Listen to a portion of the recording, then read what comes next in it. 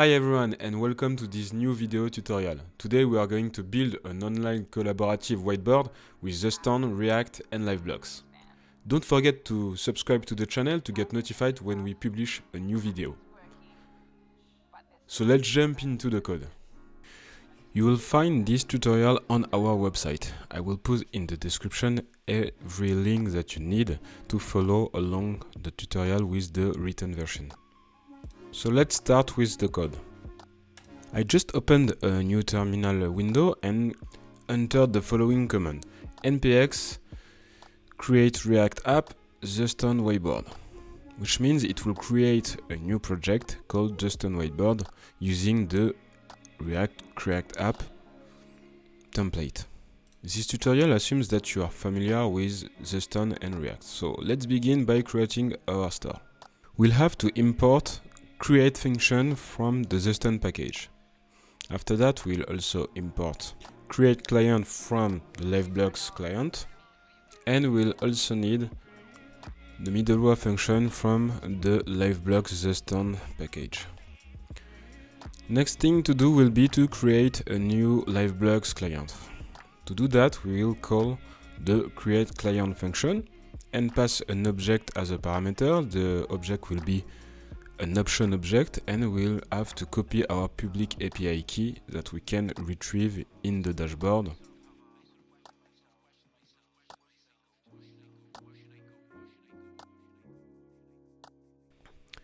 To create a store, we'll have to create a new variable and call the create method from Zustand.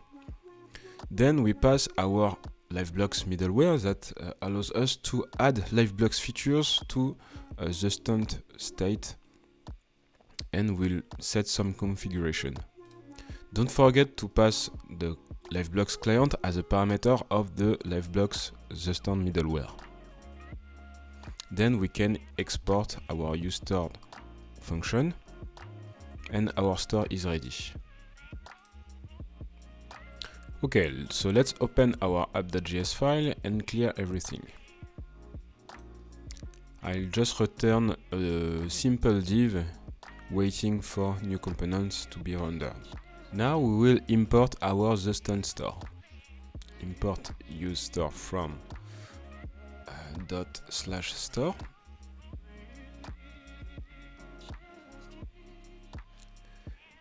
And then we can get what we need to enter and leave our Liveblocks room. So you can pass a function as a parameter of the useStore hooks, and this predicate will be charged to select a specific area of our stores. So we have enter room, which is a function provided by Liveblocks. As you can see, it is in the Liveblocks object of the state, and we'll also get the leave room function. Now we can create a use effect and pass enter room and leave room as dependencies. If you forget to add enter room as dependencies and leave room also, you might create too many connections and looping on connections creation. So don't forget them in the dependency array. So we call our enter room function to connect our application to a Liveblocks room, and we return a function that's called leave room to clear our effect. Our application is connected to a room. Now we can create some variable in our store, and in this occasion we'll create the shapes object. We'll also add the storage mapping value, which means that the middleware will synchronize Liveblocks storage with the store, and we selected the shapes value. So to get our shapes in our component, we call the useStore function and pass a function as a parameter, and the function will select the state.shapes to get the shapes value. Now we can use the shapes that we've recorded on our store in our component. We'll also need a isLoading flag, which means we can prevent rendering the application when the storage is loading, and as you can see, there is a small mistake here, so I will fix it later. The variable has changed, and now it's called isStorageLoading. The last thing to do will be to initialize our initial state in the enterVom function, and we will pass the value of an object with shapes properties to empty object.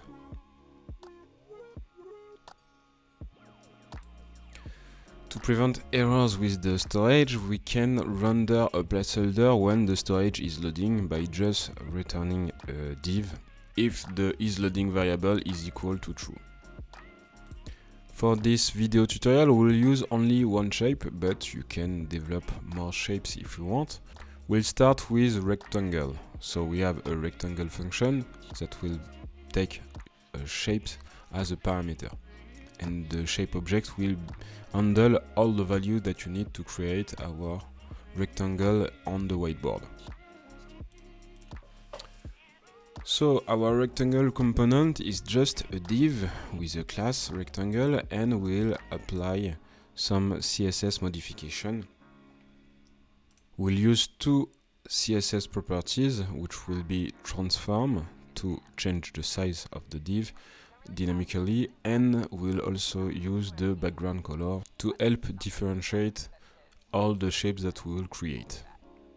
Now we can iterate on our shapes object to render every rectangle that we have in it.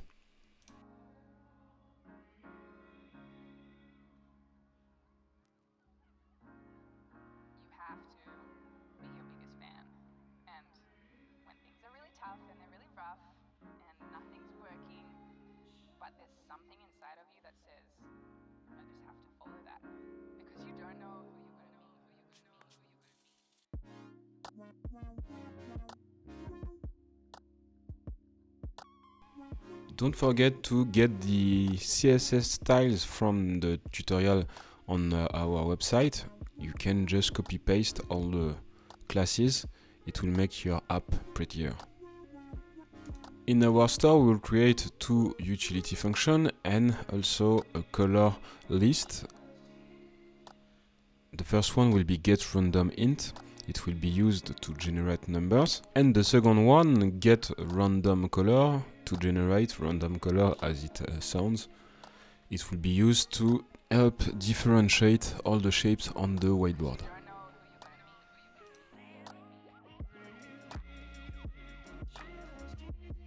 Now we will create a new function in our state to insert rectangle.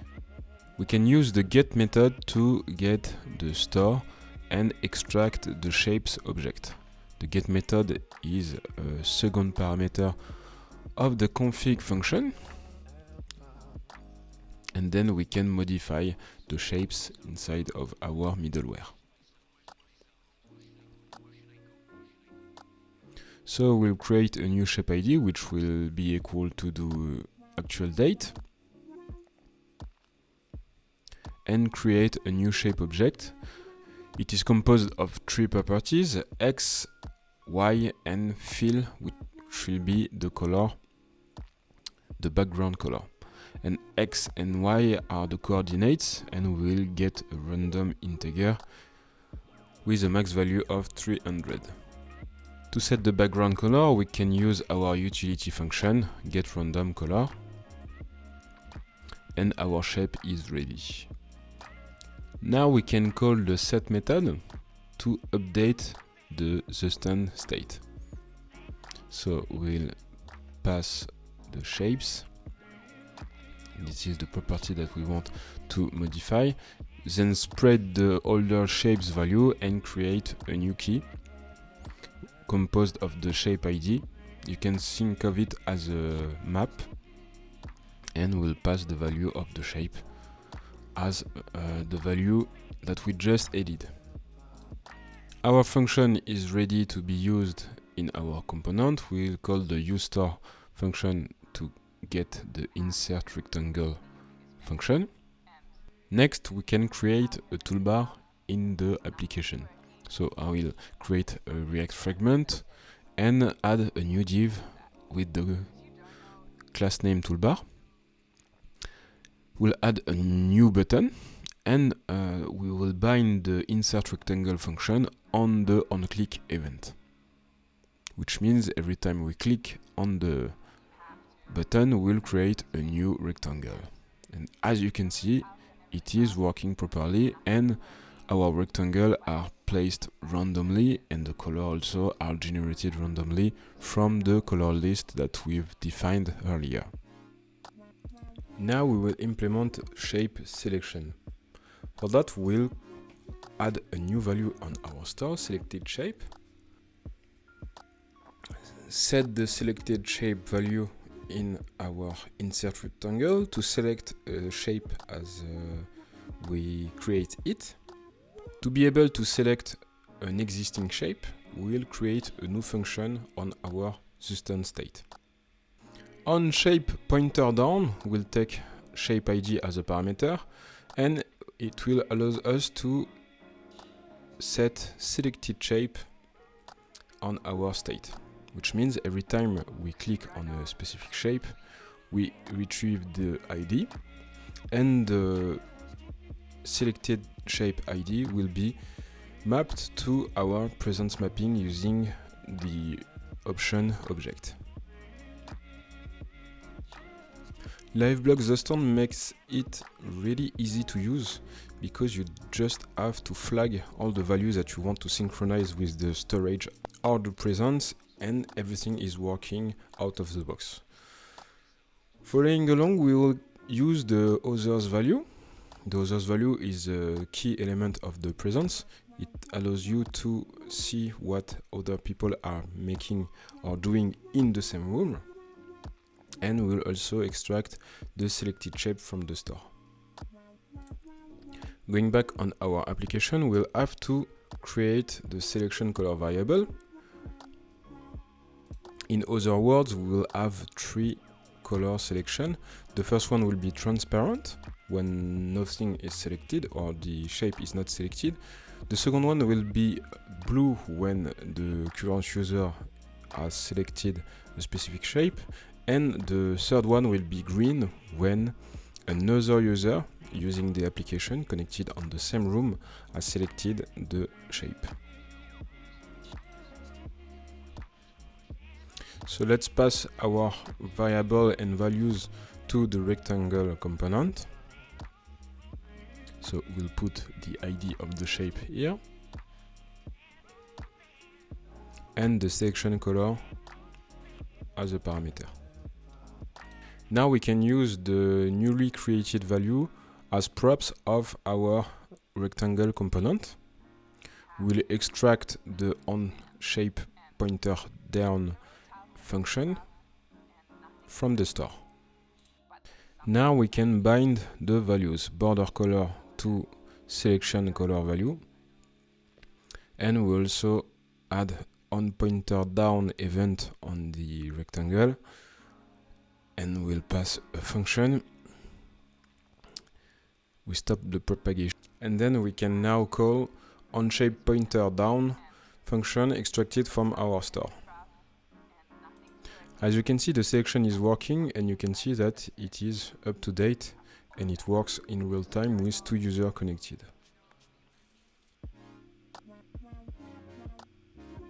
I've cleared my room data, and then I'm ready to implement the delete button. Next step will be to update our store and create a delete shape function. So let's get the shapes from the state and the selected one. Here comes the tricky part. We'll use an array destructuring and the spread operator to get the exact shapes that we want to delete. So for that, I will pass the selected shape into an array as an ID to extract the shape to delete. And we'll also use the new shapes, which is all the existing shapes. I had a typo on the shapes, and then we'll use the new shapes variable, which is all the existing shapes minus the one that we want to delete. And we can also pass the selected shape to null. Our store is ready to delete shapes. Next, we can use useStore function to get our delete shape functions. useStore will take a function with the state as a entering parameter, and we'll call state.deleteShape. Now we just have to create a new button on our toolbar.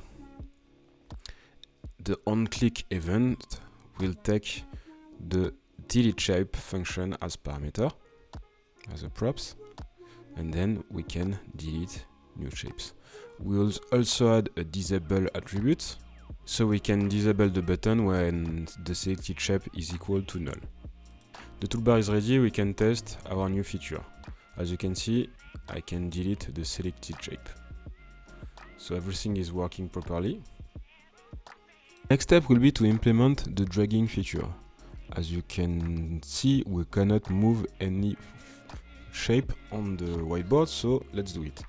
We'll create a new isDragging property on our store and add the isDragging value to true when we are clicking down on a specific shape. Now we'll create two functions, onPointerMove and onPointerUp.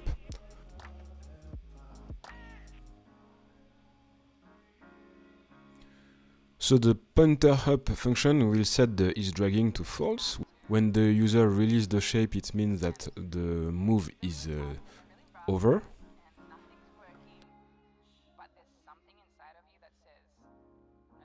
The move event will be slightly different.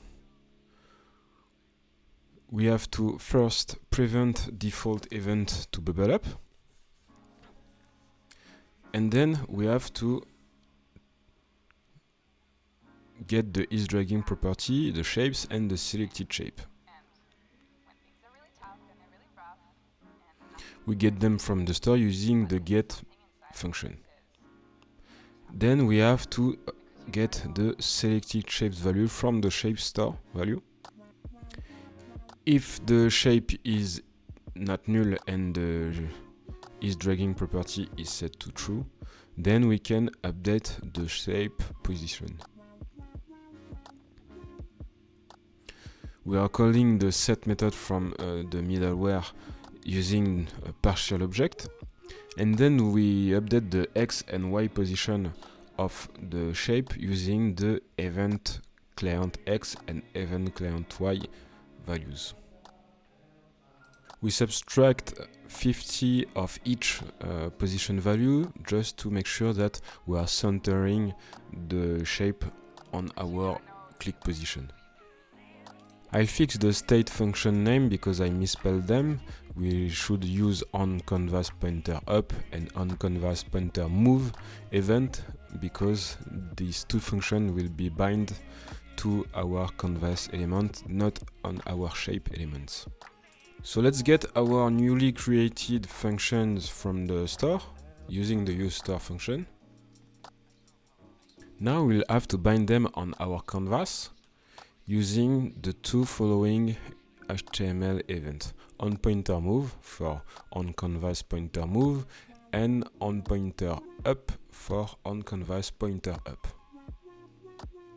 I've cleaned the room data and now I will create new shapes. As you can see, I can drag shapes around the whiteboard, so everything is working properly. Now we will have to implement undo and redo feature. So to get the undo function, I will use the store and extract the value from the Liveblocks object in the Zustand state. The path for the undo function is state.liveblocks.room.history.undo. We'll extract the redo function using the same technique. Now you just have to add two buttons and bind the onClick event on the undo and redo function, and it took just 5 lines of code to implement undo redo multiplayer feature. Let's move our shape and click on the undo button. As you can see, we can rewind the block position, the shape position. The problem here is that we've recorded a lot of position because there is a lot of move events that are triggered. So to prevent this behavior, we'll have to improve this feature. So in order to only record the last position, we'll have to pause the history when clicking on the shape, and we'll have to resume the history when releasing the click. To do that, we'll go back in our onShape pointer down function in the store. We'll just have to call the history.pause function, and on the onPointer up function, we'll have to use history.resume function. Now we can move shapes, and when clicking on the undo button, you go back on the previous position before you start dragging the shape. After that, we want to combine the presence update with the recording of the presence modification on the history. For that, we'll use the Liveblocks object from the get method inside our insert rectangle function. Then you will call the update presence function and pass an object as a parameter. The object will contain the selected shape with the shape ID value, and will pass a second object parameter, which will be a list of options, and will add the add to history flag to true. Now we can remove the selected shape from the set call just behind. We'll do the same thing for the onShape pointer down function. So get the liveblocks.room object, refactor the history.pause, and call the update presence function. Let's refactor the delete shape function with the same steps, and we are good to go. Now we have our whiteboard that is working with a complete history, and the selection of the shapes is included in the history, and as you can see, we can use undo and redo feature powered by the Liveblocks API. Don't forget that you can access to the data that you've recorded on the storage block using the Liveblocks dashboard. As you can see here, we can see all the shapes that we've recorded on the application. I hope you enjoyed this video. Don't forget to subscribe to the channel. Until then, I see you in the next one. Bye.